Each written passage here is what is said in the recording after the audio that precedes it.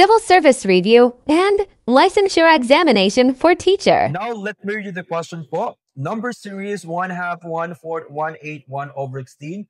What will be the next number in 1 over 16, guys? If you know the answer, please comment muna sa comment section yung sagot nyo para malaman natin, guys, kung tama ba or mali po kayo.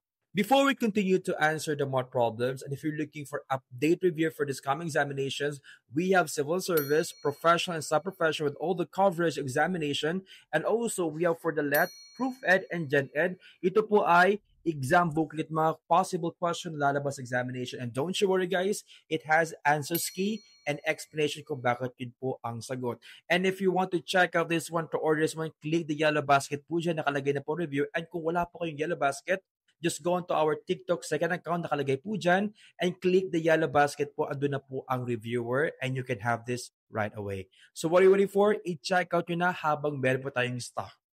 Now to answer this one, let me read your question po. 1 half, 1 fourth, 1 8, and 1 over 16. Kung napapansin po natin na yung puro numerator po is 1 1 1, okay? So doon tayo mag-focus po sa denominator, ganun po siya. So 2 4 6 2, 4, 8, 16, ibig sabihin ascending po ang mga denominator. You will use adding for this or addition for this one. So the first number 2 going to 4, nakita ko dyan adding by 2 po. So 2 by itself, 2 plus 2 is equal to 4. Yung katabi niya, 4 din po. So try natin, guys, adding by itself. So 4 plus 4 is equal to 8. Tama, guys. Next po number is 8. About na matama po tayo. The next one, because same pattern adding by itself, 8 plus 8 is equal to 16. Ibig sabihin, guys, tamang pattern at the last number, 16 plus 16 is equal to 32.